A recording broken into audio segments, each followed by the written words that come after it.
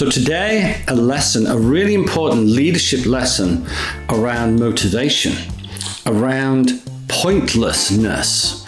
Now, some work feels meaningful to your people, which is terrific, right? And we've managed to figure out how to connect corporate goals with personal goals and all of that good stuff. I think we talked about that in a previous video. Some work, however, feels a bit monotonous and mindless and maybe even pointless. And that's what we're going to be talking about today.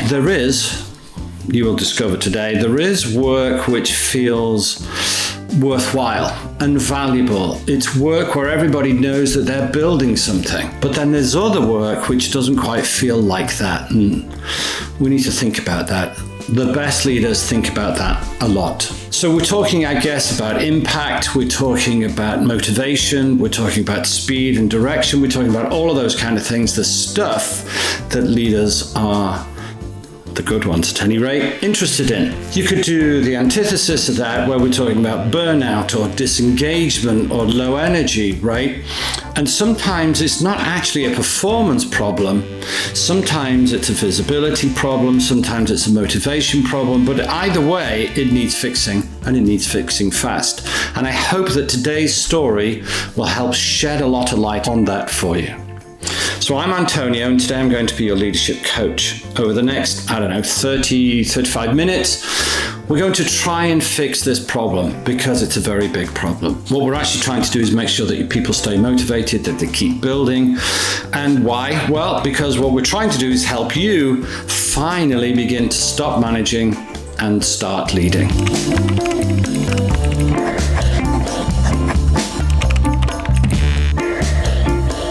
So let's imagine you've been asked to build one of those really cute kind of robot Lego dolls. They're called Bionicles. I'm hoping somebody's going to show you a picture of that whilst I'm talking about it. So these little cute Bionicles, you've probably seen them.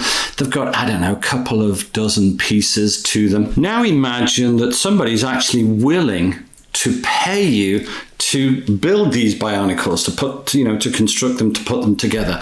The same Bionicle again and again, but just imagine how good you would get at building those Bionicles if somebody paid you to do them. Therefore, you're fairly motivated to do it. And it's kind of the same one. And so you can get used to it and you work out all of the shortcuts and all of that kind of stuff. All right, cool. So there was a social experiment, which I'm going to share with you today, that did just that. And what they did is they split the people that they experimented on into two groups. We're going to call that World 1 and World 2. In both worlds, they were paid the same amount for building these Bionicles, right? I'll give you the details in a second.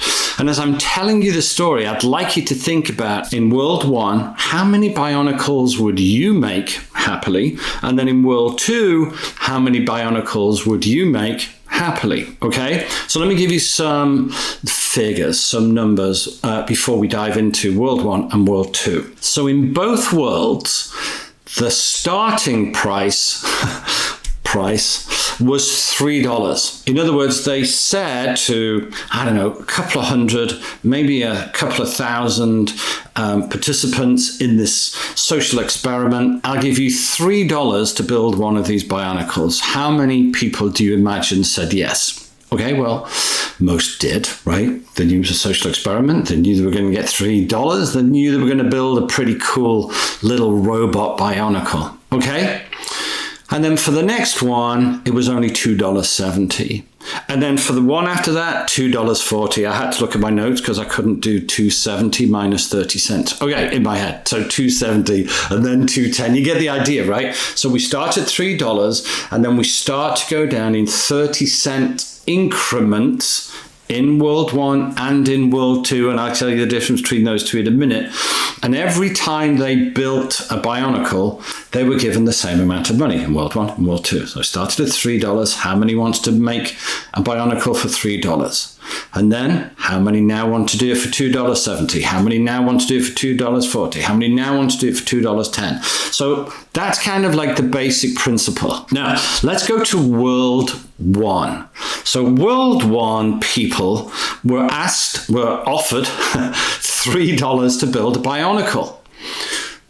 Everybody said yes. Like practically everybody said yes. So it's $3 to build their Bionicle. Great.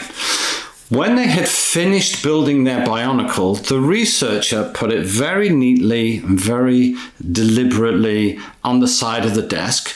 And they were asked, do you want to build another one? This time we'll give you $270. Most people said yes. So they built another Bionicle. When I say it's the same Bionicle, the same design of Bionicle, right? And they finished building it. And then the researcher put it right next to the other Bionicle. Are you with me so far? And then they were asked, do you want to build another one, right? For this diminishing amount, 30, 40 cents each one. Built another one, gave it to the researcher. The researcher thanked them and put it next to the other. Like we've got this little army of Bionicles being built, right?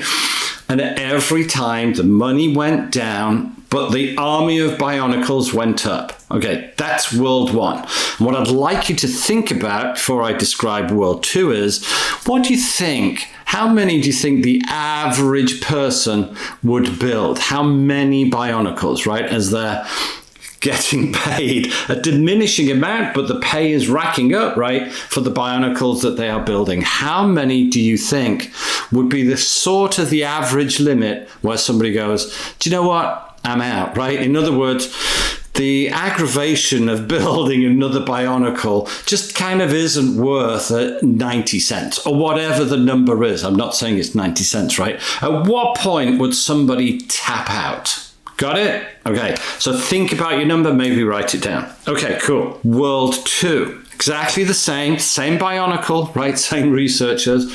And they said to the individuals in world two, hey, do you want to build a Bionicle? Give you $3 for it. Most people said, yeah, great. And they constructed their Bionicle. And then as soon as they had finished, the researcher went, hey, thanks very much. The same amount of praise as in world one. Hey, thanks very much. And they immediately dismantled the Bionicle and then asked them, would you construct that again for $270 now? Okay, then they constructed the Bionicle. They were thanked for it, paid their $270. The researcher immediately dismantled it and said, now will you do $240? Right. So let's just imagine the differences between these two groups. In group one or world one, they were building this like little army of Bionicles, right? They could see the army grow. Every time they were asked to build one, it was a brand new one, but of the same style and design, but their work was there to see. Even though they still knew at the end of the experiment, when the whole thing was over and they were going to the pub with their winnings, right? They knew that those Bionicles were ultimately going to get dismantled. But whilst ever they were working, they could see kind of the fruits of their labor. And then in the other group, it's weird because they were paid exactly the same amount of money for putting together, for constructing Bionicles. Although as soon as they had finished, they were dismantled and asked if they wanted to build another one, right? So that's the difference between the two groups. In world one, in group one, they could kind of see something a little bit permanent in what they were, even though it was temporarily permanent, right? In what they were building, doing. And in world two, in group two, as soon as they'd finished the task was dismantled and they were asked to start again. So here's what I'd like to have you think about. Do you imagine that in world one and world two, the numbers were the same? In other words, how many do you think in world one the average person built before they tapped out and said, enough's enough?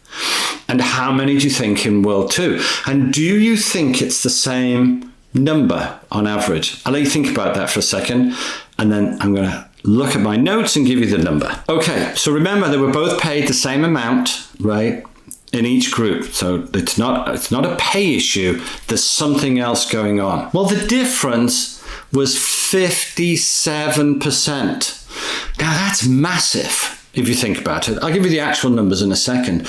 But imagine if in your business you could suddenly increase productivity from where you are right now by 57%. I don't think there's a business on the planet that wouldn't appreciate that lift in productivity. How is that going to be achieved? How will that be managed? All right, well, let's talk about that. So, by the way, for those that are actually wanting to know what the actual number is, remember we only started at $3, so we couldn't go down forever, right?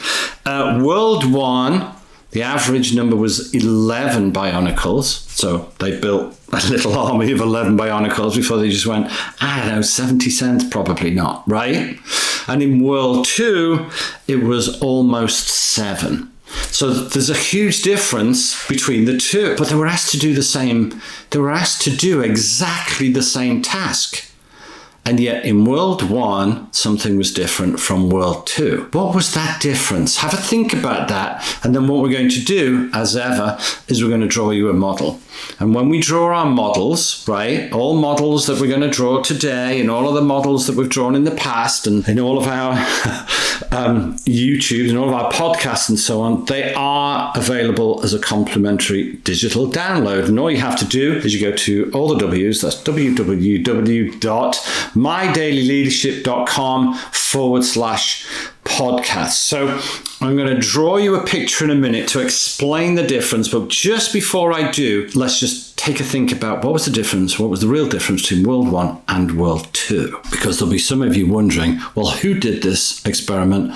When was it done? And what was the details? So let me tell you. So the study of all of this was published in 2008. So, fairly recent, I guess. And it was in the Journal of Economic Behavior and Organization at Duke University, their science direct department. The paper was called, for those that want to look it up, because some of you will, it was called Man's Search for Meaning, The Case for Lego. I mean, crikey, who wouldn't want to read that paper? And the main protagonist, the main researcher, which was Dan Ariely, who some of you probably heard about, real famous author, and also aided and abetted by Amir Kamienka, I hope I pronounced that right, and Drazen Prelek. I'm sorry about that, Drazen. But anyway, those are the three individuals that did this research. Okay, now, Ariely called World 2 the Sisyphus Condition. And if any of you are familiar with the old Greek mythology of Sisyphus, he was the chap that was given the world's most pointless task by, one of the grumpy gods, who had him roll a boulder uphill all day till nighttime, when it got right to the top of the hill, and then the angle of the hill got so steep that the boulder rolled down to the bottom of the hill again, and the next morning he had to do the same task again and again and again. And Ariely called World 2 the Sisyphus Condition. So the difference between World 1 and World 2, that 57% is ascribed to as a consequence of the Sisyphus Condition. And we're going to draw that out for you in a second so you properly understand it. And you can draw it, show your managers, your leaders about something to do with, hey guys, let's try and understand how we're rewarding our people and pointlessness of work and all that good stuff. Okay, cool. So let's get down. Let's draw this model, and then see where we end up after that. So hold tight. For those that are watching, you'll see that I've just created a fairly standard 4-box model. For those that are just listening in the gym or in the car or on the way to work, whatever, right? You know what a 4-box model looks like. But really, do jump on our website.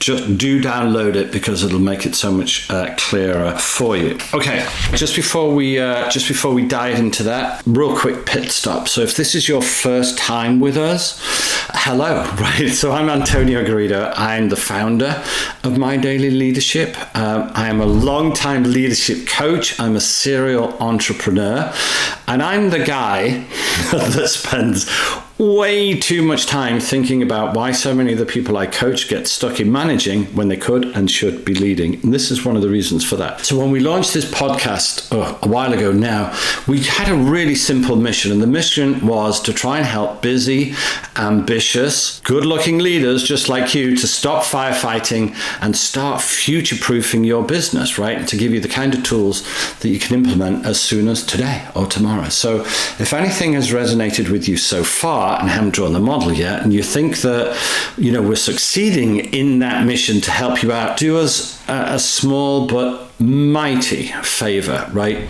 Please do hit the follow button, like, subscribe, comment, right? It helps more people like you find us. Write a note and put it on a leg of a carrier pigeon if you have to, whatever suits, right? Just don't tie it around a brick and throw it through the window. But anyway, so before we get back to the good stuff, all the models, as I've mentioned, are available. They're beautifully polished, not going to be like the thing I'm about to draw for you now. And they're 100% free to download, right? So don't say we're not good to you and don't give you anything. All right, so back to this model. Okay, so let's populate this 4-box model. Let's think about kind of the x-axis, the horizontal axis. We're going to call this here work persistence. And we're going to say over here on the left, work persistence low, and over here on the right, work persistence high. And then up the y-axis, we're going to talk about work recognition. And down here, we're going to say low, and up here, we're going to say high. Okay, so now that we've done that, okay, let's think about the two worlds. Let's first think about Bionicle World 1. And Bionicle World 1 was when they built the robots, right? And the robots were turning into like a tiny little army on the desk, right? So every time a robot was built, the researcher thanked them a lot, and the army was growing in front of their very eyes. So the work persistence was high because they could see the army building, and the recognition was high. So this is, let's call this Bionicle World 1. Right?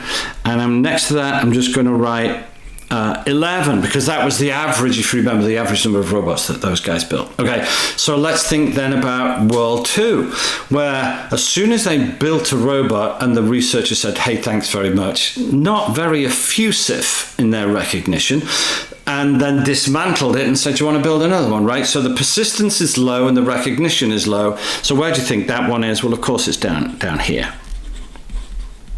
So this is Bionicle World 2, and in brackets I'm going to put 7. The difference was like 58%, I think it was. So we called this, if you remember, the Sisyphus zone.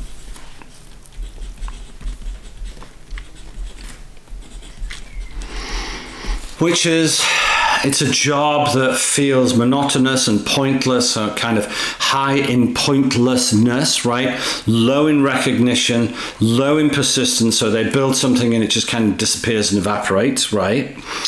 That's not where we want our people to be, right? Where do we want our people to be? Well, we want them to be super duper productive, right? And as always, well, not as always, but to the extent that, the world kind of works out that way, when we're talking to our clients and when we're showing them models and we're showing them the way that the world works, right? Like we are here today, not invariable, 99 times out of 100, we say, look, where we're trying to get to, what we're trying to do is to go up and to the right.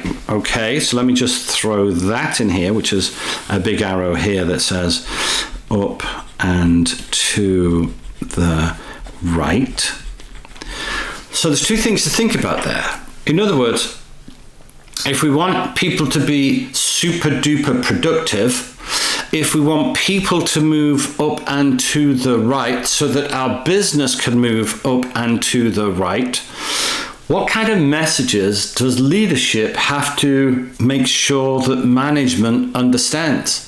How does the management team and how does the leadership team need to talk about the people who are living in World 1 but such that they stay there? Or if they're currently in World 2, how do we get them into World 1? So this is what Ariely, if you remember the lead protagonist in this is what Ariely called the meaningful condition.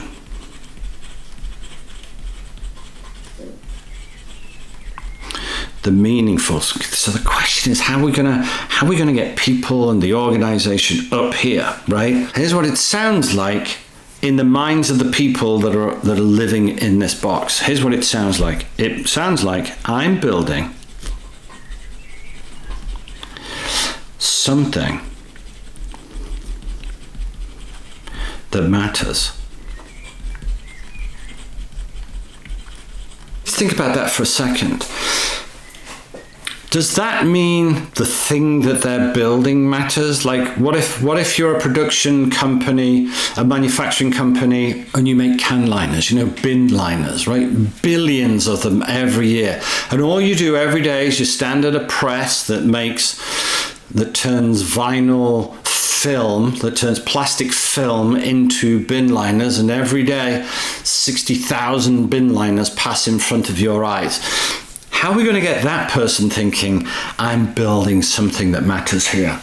It's because in the building doesn't have to be the actual product, right, or service that you deliver. It can be. So what are they building that matters? It's the organization, isn't it? It's the business. So how do we do that as leaders? How do we as leaders get our people to think that they are building something that matters? Well, isn't it about vision and mission and goals? And isn't it about core values? Isn't it about how well you communicate to people the importance of the work that they do? Well, I keep saying, isn't it? Well, it is, right? So in other words, as usual, this is a leadership issue, and tick, you're it, right? Think about that. I'm going to give you some questions to ask yourself in a second. Let's just finish off with this model right now. Top left, which is the work persistence is low. In other words, as soon as they've done it, it's kind of ephemeral and it disappears and somehow evaporates. But at least if the recognition that we give them is high, we're going to call this the appreciation zone, right? The appreciation zone, it's not quite as good as the, top right-hand corner up and to the right, that whole meaningful condition, but at least we're spending a lot of time. The less persistent the work is, the less visible, the less tangible it is, then if we want people to be productive, then as the kind of like the pointlessness of the work goes up, in other words, the point of the work comes down, the appreciation has to go up. Because if it doesn't, then they end up in the bottom left-hand corner back into the Sisyphus zone. So this is praised, right? But the work disappears. So we've got to figure out how can we make the work more persistent? Come back to that in a second. But the work disappears. And then the bottom right-hand corner where the work persistence is high, but the recognition is low, let's just call that the ghost factory, right? The ghost factory. Why? Well, because maybe the work persists, so just let me write that down. The work persists, but no one cares, okay? Or at least no one appears to care, right? But no one cares. So no one cares, no appreciation, no persistence, right? All of those things, that's a tick your it job, right? For the leaders. So think about that. So again, show this model to your managers, so the people, who are helping people on the front line do their work. I'm going to ask you some questions that will help you kind of like figure this out as you go along. I hope that model helped. Okay, so here's 6 questions to ask yourself. All right, so question number 1, let's call that the visibility question. By the way, if I didn't make it clear, ask this of yourself. So when my team member finishes a task or project, right? What that looks like. Normally people come up to you and they do some kind of ta-da, right? So when my team member finishes a task or project, can they see it accumulating with the other work, or does it just immediately disappear into the organizational void? If it does, What can you do about that? How can you fix that? There's loads of ways to do that. You can think of league tables, you can think of attaboys, you can think of rewards, right? Take a photo of it, right? There's a way of giving it some sort of permanence. Remember, it doesn't actually have to be the work that they do, but it can be the value of the work that adds to the overall vision, mission, goals, core values, and all of that. Okay, question 2, the timing question. So question 1 was the visibility question. Question 2 is the timing question. How quickly do I move people off complicated projects? Are you giving them time to see their work live and breathe? Or are you immediately dismantling their efforts and reassigning them? So in other words, they come and say, hey, just finished that great big task. And you go, hey, thanks very much. Here's your next task, right? And the whole thing just seems real pointless to them, right? So how much time are you spending in terms of the permanence, the importance of the work that they've done? Number 3, let's call that the progress question. Do your team members, or are you asking, what I'd like you to do is ask yourself, do my team members have a visible way to track what they've built over time? Do you ever, do they finish the project? Do you ever keep going back to that project and saying, how is that being used? How useful is it? How are our customers loving it? What kind of metrics are we getting about customer satisfaction, net promoter score, and all of that? Rather than not just what they're currently working on, but actually, what have we accomplished? At the moment, okay, here's a little peek behind the curtains, and I was talking to Alice about that this morning, who's our COO, and actually, I was going to say one of my favourite daughters. So I've been running with her and another daughter, Grace, couch to 5K. And Alice keeps saying to me, listen, don't look at where we're at today, look at how far we've come. So today I did a 30-minute run. I know, hard to believe when you look at me, but I promise you I did, right? And we were talking in the car today, we were off to the seaside with the dogs and my lovely wife. And I said to Alice, hey, listen, I just did a 30-minute run.